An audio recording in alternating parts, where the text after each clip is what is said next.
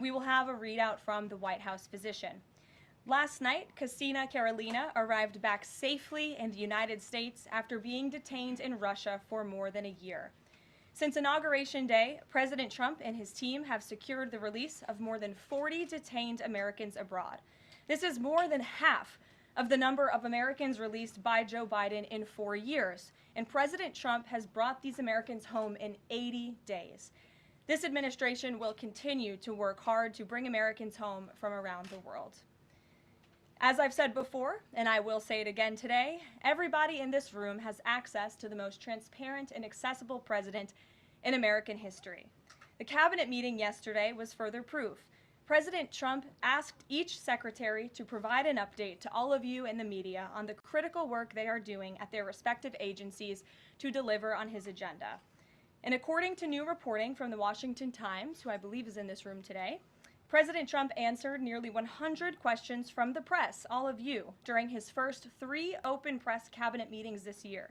That's nearly 20 times the number answered by Joe Biden in cabinet meetings during his entire 4 years in office.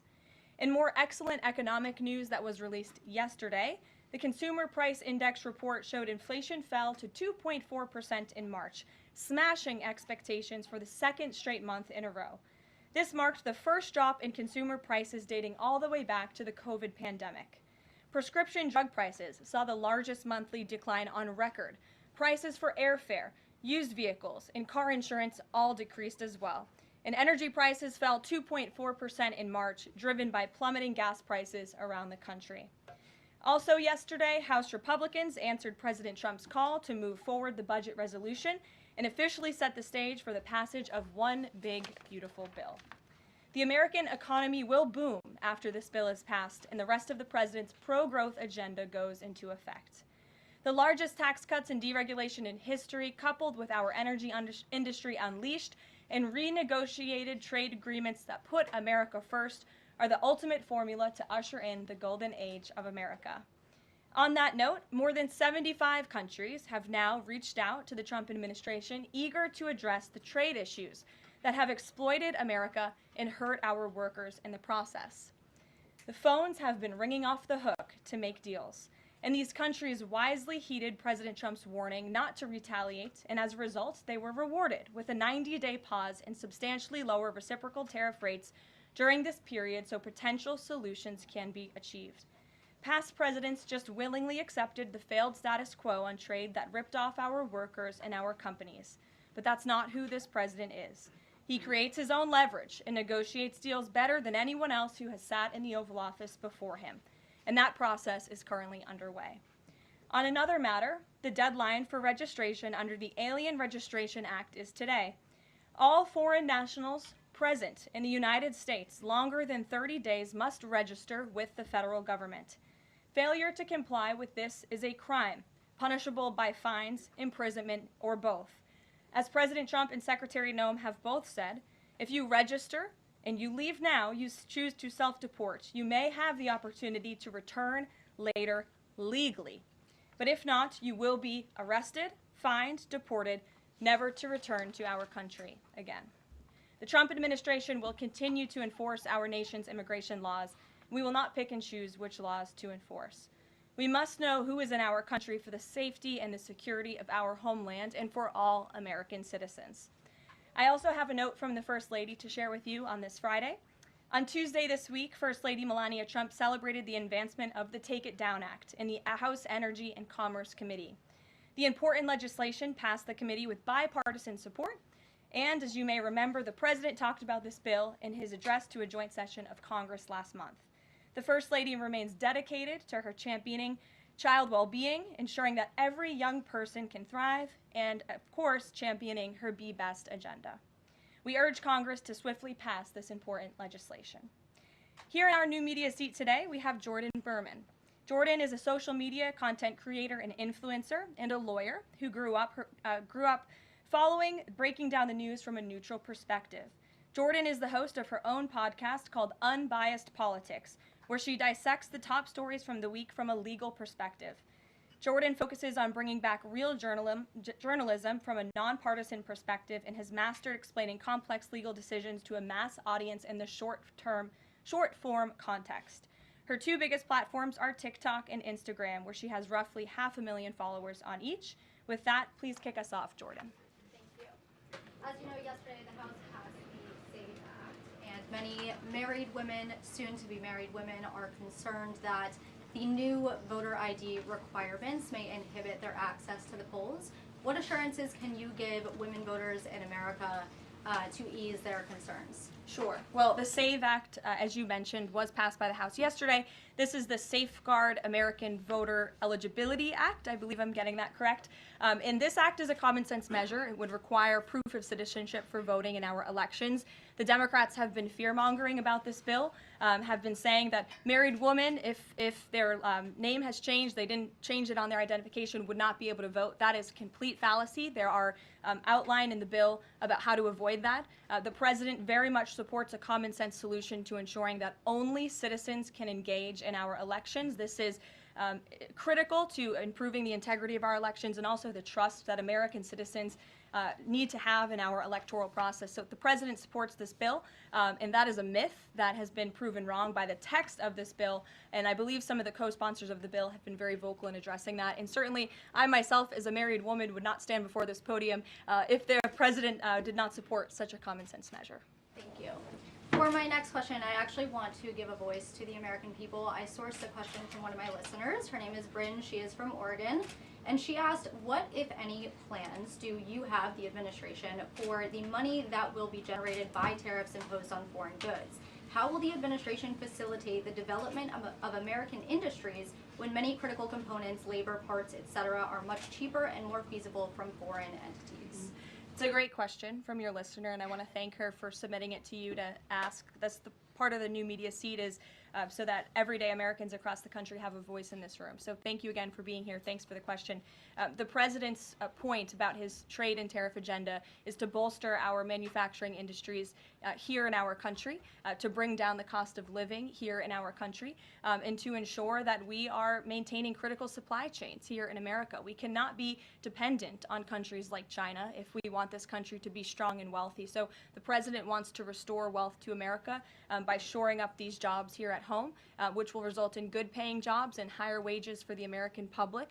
And so Americans should trust in that process. He effectively implemented tariffs in his first term while driving down the cost of living in this country, and that's what he's focused on doing again. Thank you. As a follow-up question, could I just ask, are there any specific ideas that the administration has as to what that revenue, specific tariff revenue, will be used for? Yes, to the heart of your question, the president has spoke about the trillions of dollars that he expects in revenue from tariffs and how we can use it to pay down our debt and to ensure that we are no longer faced with a crippling national debt in the trillions that is going to bankrupt our nation for future generations. So that money coming back home will make America in the green rather than in the red, which any small business owner across the country, I believe, can appreciate. Thank you so much. Thank you. Kelly. Hey.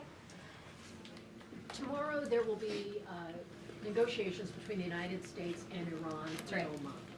What are the president's chief goals for that, and is he satisfied with how Iran is responding to this? They don't want direct face-to-face negotiations, instead sort of old-school shuttle diplomacy where they're in separate rooms and messages are passed back and forth.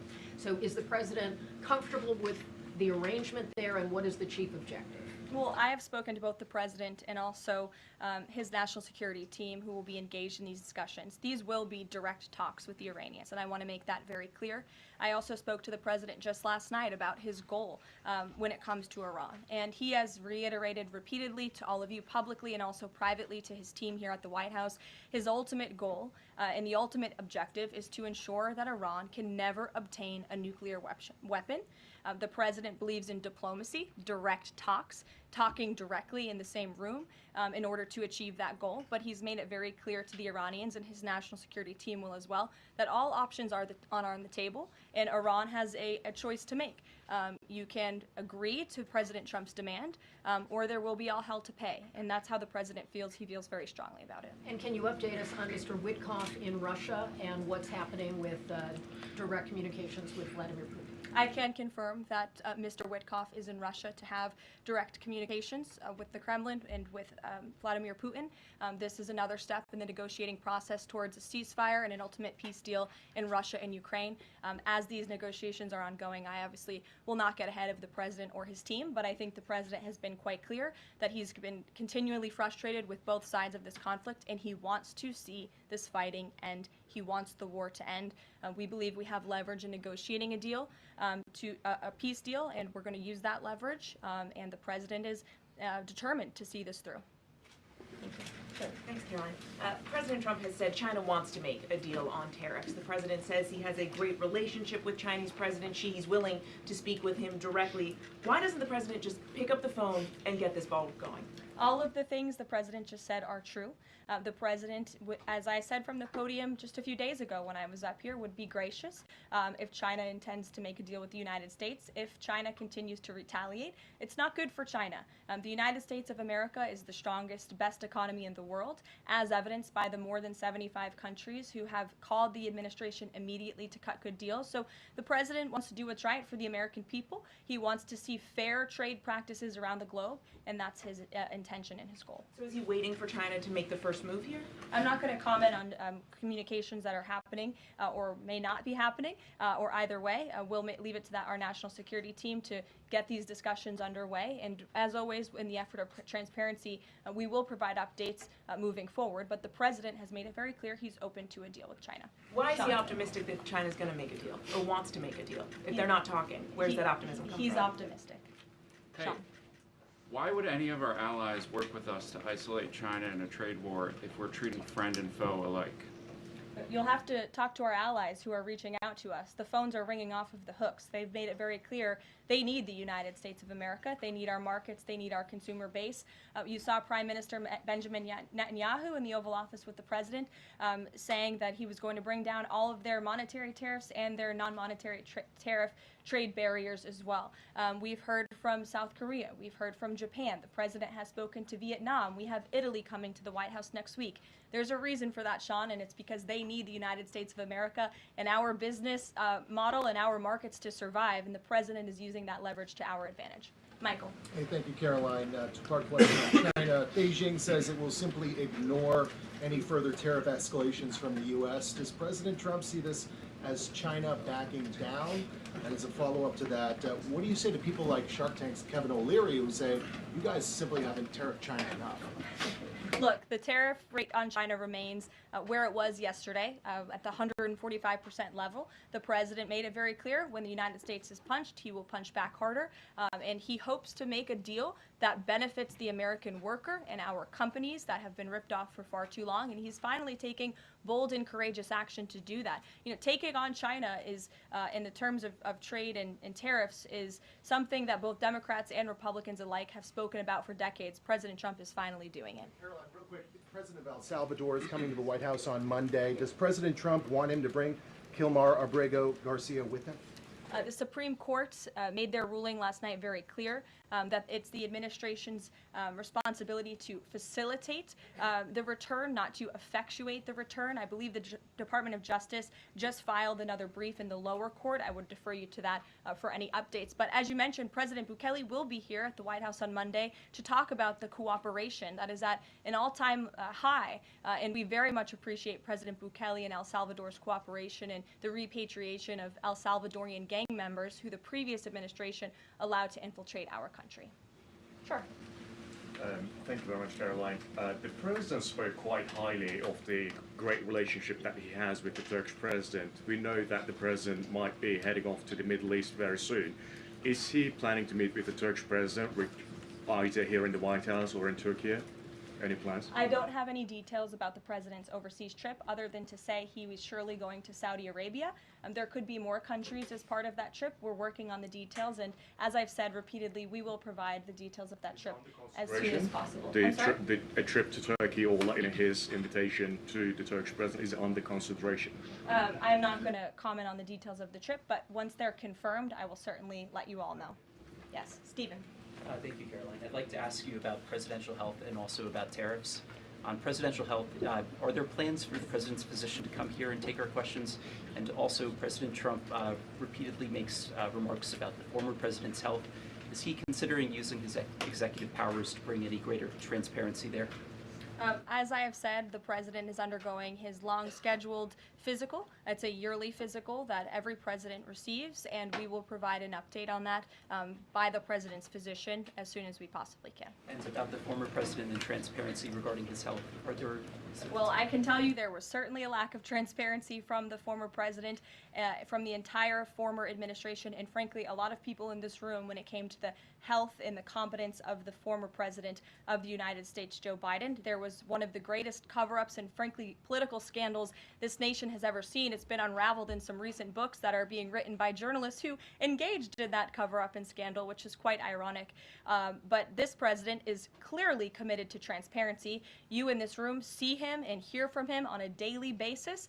You in this room know from covering him, it's hard to keep up with him. He is a machine working around the clock every single day. And the physician, after today's physical, will provide an update on the report in the effort of transparency. If I could ask about tariffs, there have been big swings this week in the Treasury bond yields. There's a theory that it might be because of China dumping these as leverage, driving up costs for U.S. loans like mortgages. Does the White House have evidence that this is in fact a result of Chinese dumping, and if so, is there a message on that? Not to my knowledge, but I would check in with the Treasury Department on that. I can tell you I know our Secretary of Treasury, Scott Bessent, is keeping a very close eye on the bond market.